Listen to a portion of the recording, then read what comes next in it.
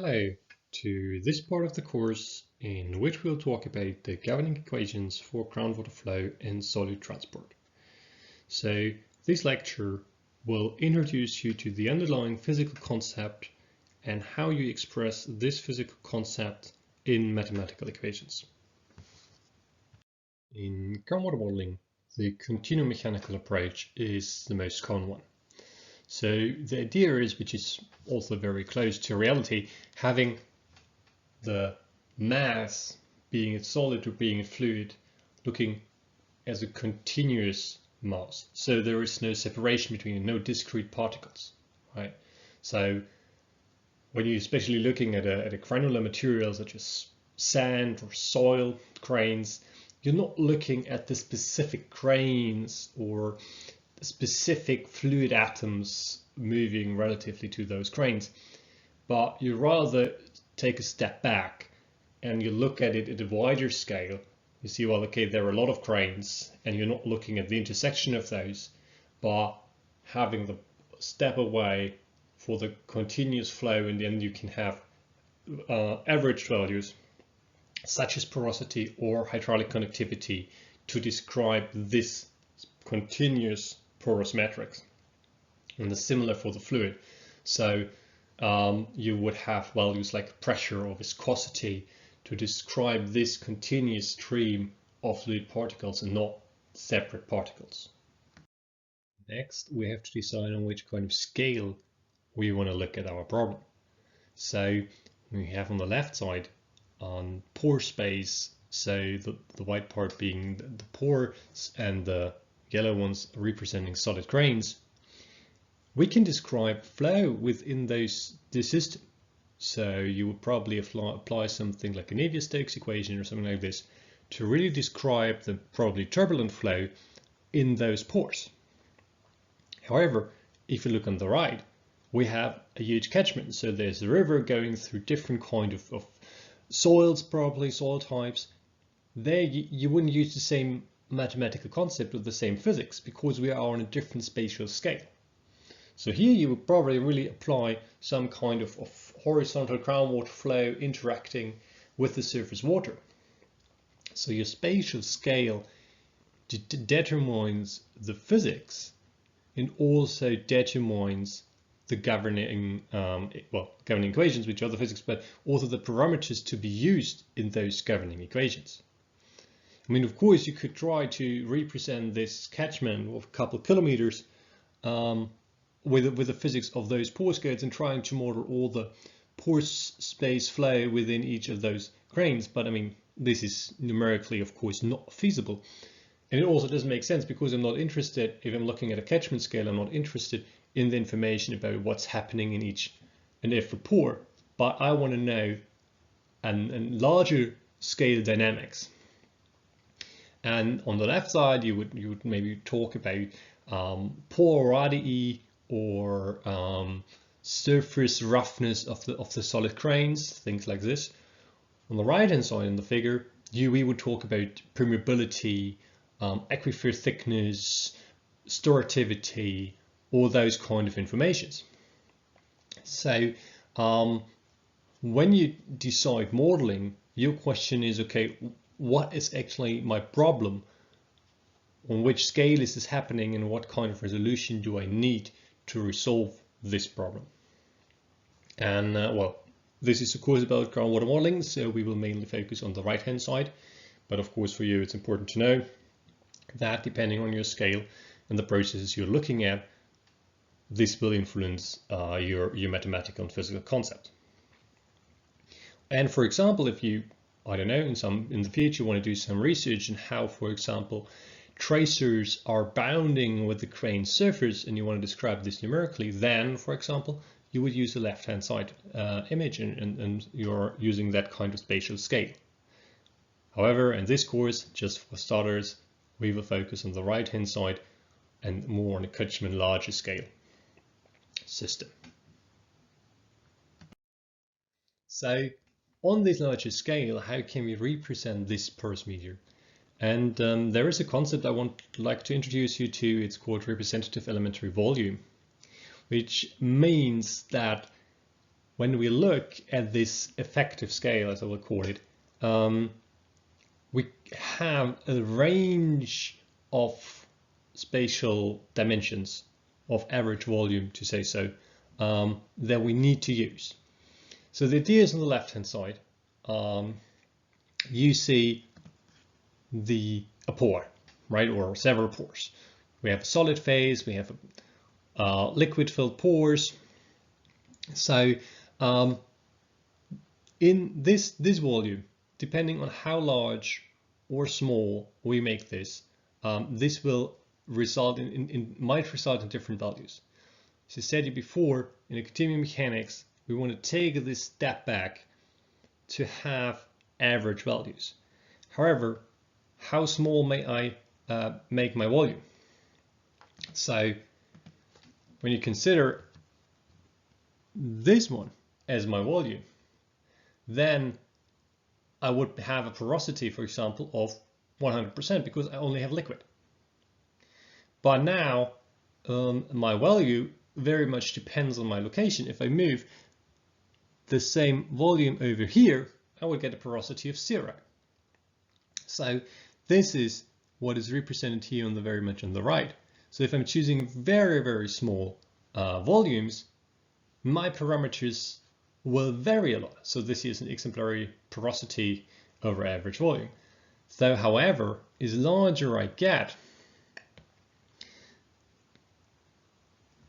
the more representative my values will become, until finally then, when I take the whole black circle here, I will come up in a range where my values are actually meaningful and representative, which means I may not get too small, too detailed, because then my physics are not holding up. I'm switching physical spatial scales, as I said on the slide before. So my physics will change if I want to model it on this scale or on a large scale. However, I have also to be careful. If I'm in this domain, it's fine. It can get even bigger.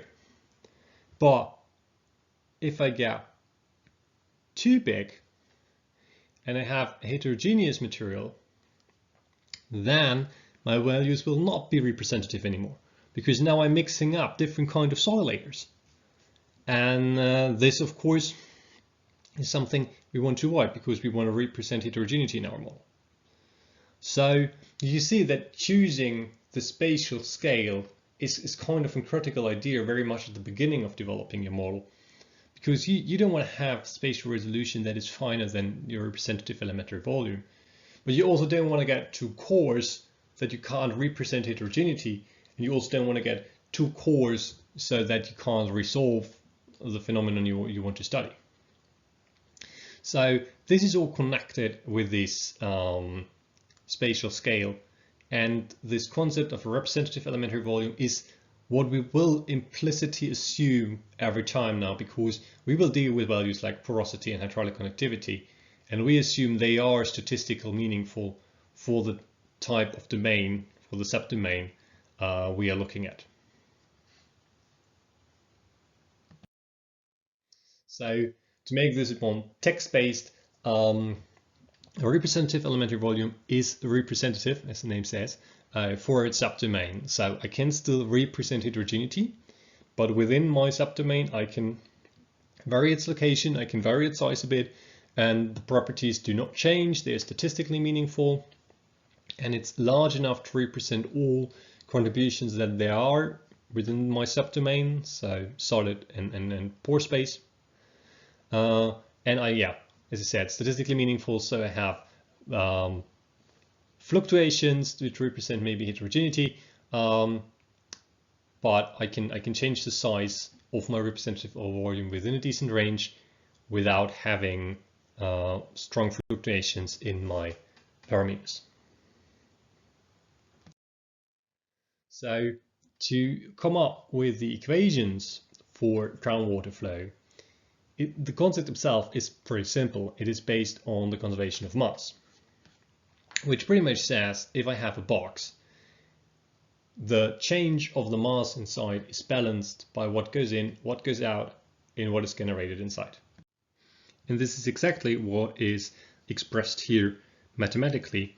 So very much on the left, we have the temporal change of the mass inside our box, with the phi being the porosity of my solid matrix and rho being the density of fluid, right? Because we're only looking at the fluid. The solid is here, is not moving, is constant, is not changing. So what we have on the right hand side is we have some possible sources or sinks. So we can remove or we can add mass inside our volume by, for example, in groundwater application, there would be like a well where you can inject water or you can remove water. And then we have our fluxes. All right, so this is the difference between what goes out and what goes in. All right, so here we have again our density, and we have our, later we'll know as the Darcy velocity, which you hopefully everyone knows before. All right, and the minus sign and the gradient comes in from this difference between the masses and the gradient, because it's a difference between what goes in and what goes out. So this is a very, very simple conservation of mass. And it's the same if you look at fluid, and later we will look at conservation of mass for tracer. The concept will always be the same. So we can now expand some mathematics, and just looking at the left-hand side right now, so the temporal change in porosity and density, so pretty much a change in pore space and of the fluid density. So we can apply the chain rule just to split it out, and then we can resolve dependencies. So when we here exemplary just look at the porosity, porosity might change with pressure, with temperature, with salinity, whatever that could be. And here we can switch from a total derivative to partial derivatives by resolving the temperature dependence of porosity with time through a dependence of porosity with pressure, and then multiplying it by the temporal change of pressure with time, right? And then we can do the same for porosity and temperature over time, and then for all other possible changes that there still might be. However, in groundwater flow, we mainly focus on the pressure change, and temperature and salinity and all other parts are neglected.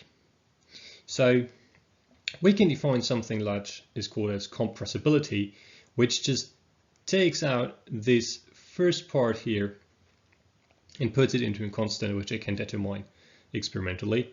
So the compressibility of fluid is really low. Compressibility of the pore space is also comparably low. But yeah, it is known, and it's a constant. It's constant over wide ranges of pressure, so you can simply put it into a constant. If you look on the right-hand side of our conservation of mass equation, you already know the Darcy's law, which relates us the fluxes with the pressure gradient and the permeability and the viscosity. So we can simply plug that in. Surely know that one. Then you get all the values. So we can simply combine this. On the left-hand side, here we have now the total compressibility, which is nothing else than the compressibility of the pore space plus the compressibility of the fluid. And on the right-hand side, we have Darcy's law. The minus is gone because of the minus in the Darcy's law, and we still have our sources. So this is nothing else than a pressure diffusion. It's actually called a nonlinear pressure diffusion because here we have a heterogeneous, or we allow a heterogeneous compressibility and viscosity. So that's why we call it nonlinear. If those ones are constant, I can take it out of the derivative, and then I simply end up with the classical diffusion equation. But when we talk about groundwater flow, we are seldomly talking about pressure. So this is more common when we're talking about reservoir mechanics. In groundwater flow, we usually go by the hydraulic head, which is simply related to the hydraulic pressure with density and gravitational acceleration.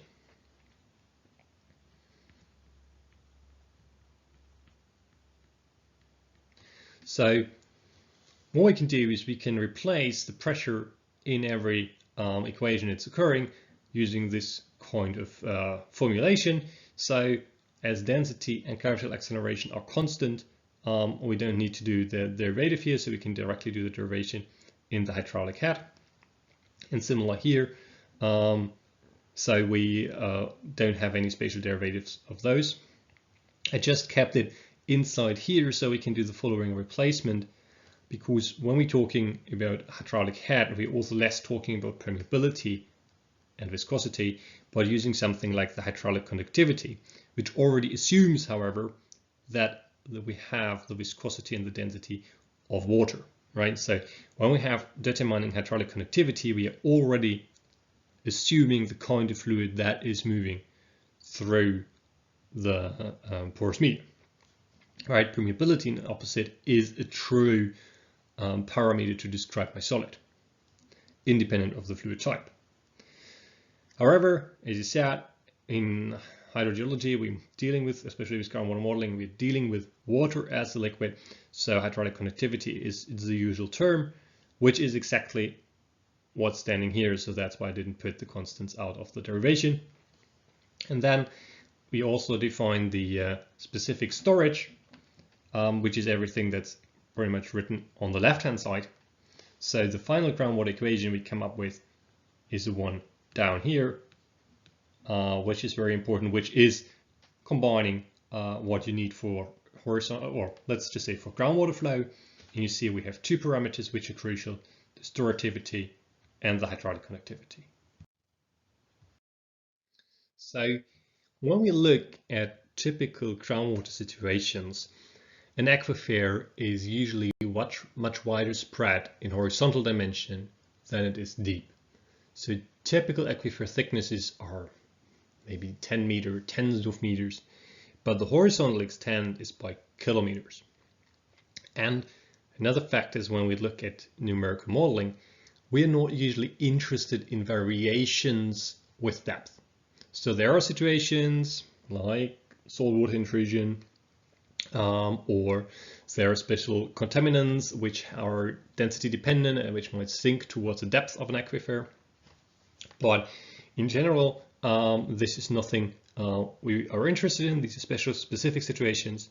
So what we can do is, in most cases, do a depth integration, and then we lose the information with depth, but we gain a much quicker process of description numerically, because we're reducing the geometrical dimensions. So we are simplifying the problem without losing a lot of information, because, as I said, usually we're not interested in the changes with depth. So mathematically, as I said, it's an integration over depth. So we simply have the two sides of the equation, left-hand side, right-hand side as before, and we are integrating it over the aquifer thickness m.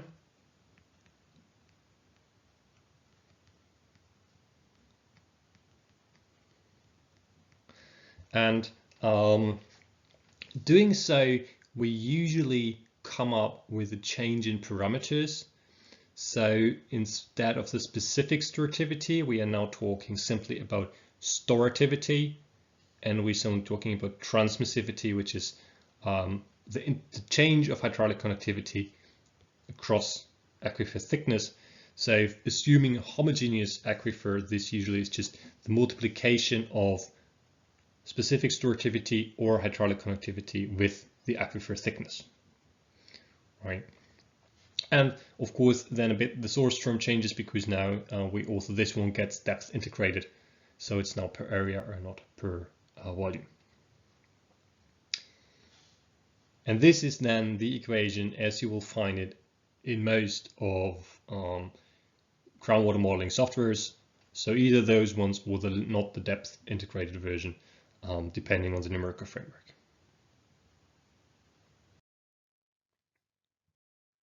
Once we cleared out the groundwater flow, we now want to talk about the tracer transport or contaminant transport. What just means is there is an additional contribution in the liquid which is soluted and which is transported with the fluid and within the fluid. And we basically want to look at 3 transport processes.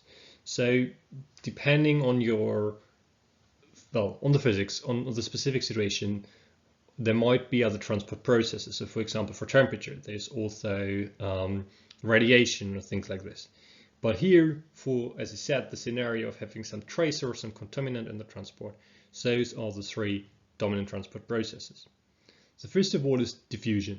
Diffusion is not directed, it's based on the Brownsian molecular movement. So just the intention of any molecule to distribute it as much over the area as possible. So it's driven by the concentration gradient, means if I have somewhere high concentration of something, it will dilute and will distribute equally across the available volume.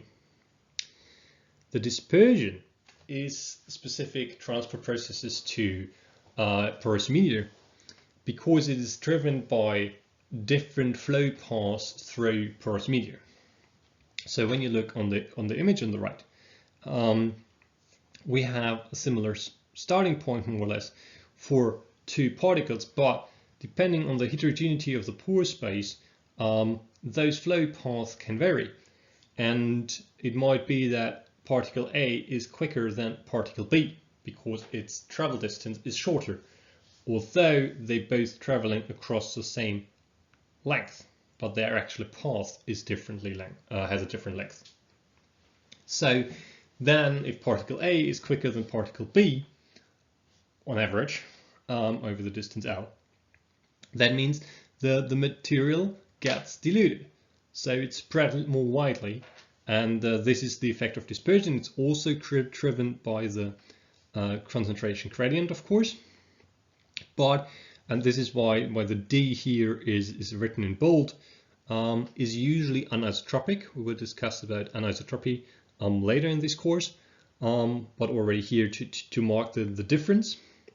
So the diffusion coefficient usually is just simply a scalar, so a single numerical value, just a number, while the dispersion coefficient is often a metric, so an array of higher dimension to represent this anisotropy. And then we have advection, which is simply meaning that a tracer particle or contaminant particle is transported because the fluid is moving. So this is not driven by the gradient, but driven by the transport velocity. Now, there are additional effects such as retardation and decay, which especially act on the amplitude, so on the available concentration of whatever I'm looking at. So the idea here is that through absorption, for example, tracer molecules, contaminant molecules are bounded to the grain surface, so the general soluted concentration is reduced, and it also slows down its spreading. Right, and there are different ways of modeling those. Here we simply use the linear idea, and you see that the temporal change in concentration due to adsorption is simply the change over time of the concentration with some kind of factors. So we have a bulk density, we have porosity, and we have the coefficient for this. And mathematically, you will see later, it's often useful to define something like this. So it's a retidation coefficient, which is what I have on top of that, just simply +1. Depending on whatever is soluted in my water, I can have a decay, which is especially the case for chemical materials which are radioactive, or for biological activity. Right? I can also have, in principle, like an exponential growth if I have some kind of bacteria or so. Would also be possible, would be a similar law, just I wouldn't have a minus here, but a plus. All right, so this is the simple exponential decay law here, which means that it is exponential here with the Euler number as base. So we want to look at how those effects now apply movement. So we consider a simple aquifer. We have some pollutant on the left, and it's moving in the direction of flow over time. So in this region we have a high concentration, and then there's nothing over all the other distance. But now it's moving over time, and we're looking at later times. And if we only have advection, we will see that the shape of my concentration is not affected. So advection is something that we call shape conserving, right? So it's simply transporting every point over here, just over here. This is advection. However, diffusion means that I'm not shape conserving. So every point over here has a tendency to spread. And instead, it's driven by the concentration gradient, not by the velocity. So diffusion also takes place in the opposite direction, right? So contrary to the flow direction. And it kind of depends on the effects of those. So if, of course, the flow velocity is very strong, it will overcome the diffusion, so you're not really seeing a diffusive effect. So it will not really, let's say this is your injection point, it won't really move on the other side of the injection point. But still the process is there and will slow down the advection effect. Right, and also note that diffusive, because I'm occupying a larger volume, a larger domain area here, the amplitude is, maximum amplitude is sinking. And this is just accelerated if I also have dispersion effects. So my amplitude here is sinking, and I'm spreading even wider when I have dispersion additional to diffusion and advection. Now, when we now also put in the retardation, as I said here, just a linear one, this tendency will even more decrease, so my amplitude will decrease, and it will slow down my process, right? So I will not diffuse, not advect as quickly as without retardation. And then for the decay, it's not really slowing down. It's slowing down a bit the diffusion and dispersion effect, because I'm just having less steep concentration gradients, because my amplitude keeps reducing. So these are the 5 introduced effects. And so when you look now on simulation results, you will see, oh, okay, advection is dominant. Maybe you see, okay, advection diffusion, they are all both almost equal. So that's how you can judge on your simulation results already, by these basic understanding of the separate processes. So we still didn't derive the governing equation for solute transport. So as I said before, it's all based on the conservation of mass. So what we have here on the left-hand side is just a temporal change. Again, think about the box, what goes into the box, what goes out into the box, and what's changing inside. So the left-hand side is the temporal change of the concentration inside my control volume. This one here, again, is any source or sink, so it means I'm introducing or I'm removing something of the contaminant. And this one is just the difference, so that's why we have the minus here again, between what goes in and what goes out of the box. So completely similar to the conservation of mass in the groundwater flow. And now you just plug in the equations for our 3 types of fluxes. So because diffusion and dispersion are both driven by the concentration gradient, those are usually combined, also something to a term called hydrodynamic dispersion.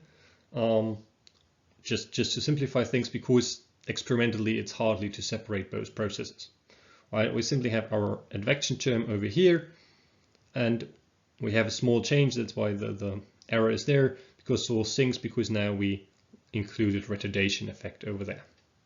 And now you see why it's useful to have this definition of this retardation coefficient, as I showed it before, because now you can simply instead of adding it here on the end, you can put it on the left-hand side, and it's just reducing your temporal change in concentration over time. And this is the governing equation for solute transport. Keep in mind again that softwares might define this different because not all of those will maybe include retardation. Some will include also radioactive decay, which I didn't put down here, which is probably just another source of sink term. Right, so you need to check, and this is also why we went through these mathematics, because you need to be able to look at those equations and understand what kind of parameters you need to put there, what you actually need from those processes in your numerical model. Maybe you know there are even more processes which you say, oh, they're not relevant for me. So maybe you are looking at a tracer transport and you know, well, there is no retardation effect. So you need to know which value you need to set to 1 or 0 or things like this. Switching processes on and off is an important part of modeling. And right, this is also maybe where you want to know, okay, I want to now see what happens if there is more adsorption. So you need to know which kind of parameter you need to modify in your respective model. So it always is a good idea to look at the equations of the numerical model and see what kind of concept they are actually using and how you represent your understanding into this model. And for this, the numbers of parameters, of the labeling, the vocabulary or the symbols used might be different, right? There is no general convention. So be aware of this. But it's very important for you to understand those processes and to have at least a basic understanding of those kind of mathematical equations. And as said, these are different relevant parameters here. Left is the groundwater flow, right is for the transportation, and you see that kind of those are not independent. So hydraulic conductivity and permeability, we learned, is strictly coupled. Transmissivity is also just hydraulic conductivity multiplied by the aquifer thickness. So, but depending on how your computer code is based on, you might have different parameters, and you need to be able to transfer one parameter to another, because, like for example, you get some laboratory tests of drill logs, and then you need to understand, okay, they give me hydraulic conductivity, but my model needs transmissivity. So how do I convert it? Things like this you need to know, and or you just know, okay, this is that kind of soil, and you look into literature and you just get maybe permeability values. So then you need to be able to transfer this to hydraulic conductivity if your numerical code requires the input of hydraulic conductivity. Right, so be careful of units about all those parameters. Understand how they are connected, which are independent, which are not independent. Right, also storativity, for example, is a good value because it depends on if you are a constrained or if you're an unconstrained aquifer. So you might need effective porosity, which is equals to storativity for an unconstrained aquifer. You need to know compressibility if you have or specific storativity then, which is based on compressibility, so that you can calculate storativity for a constrained aquifer. So you see how those things connect. This is not part of this lecture because we are focusing on modeling, but I want to show you what you need to do modeling as an hydraulic understanding, which you have probably gained somewhere before. Right, and we can do similar things for the transport processes. So you need something like a diffusion dispersion coefficient. You need the transport velocity, which I made here in italic, because this is a parameter you would get from the groundwater flow modeling actually. So there is a coupling between both. Right, you need distribution or retardation factor, things like this, the decay constant if there is physical or radioactive decay, biological decay, things like this. Right, so depending on your model, depending on your physics, this number of parameters might grow or might reduce, but those are the ones that I introduced in this lecture today. So what I want you to learn is, well, first of all, understanding the concept of continuum mechanics, which I think is not that difficult. I want you to understand the role of the spatial scale and how it influences your mathematical model. And in this context, we introduced the definition of the representative elementary volume. And then you really should understand by heart the governing equations for groundwater flow and the relevant parameters describing it, and the same for the transport processes for solute mass and its relevant parameters, because this is what now the rest of the course will be based on. And here it's now time to lay the foundation. Thank you very much.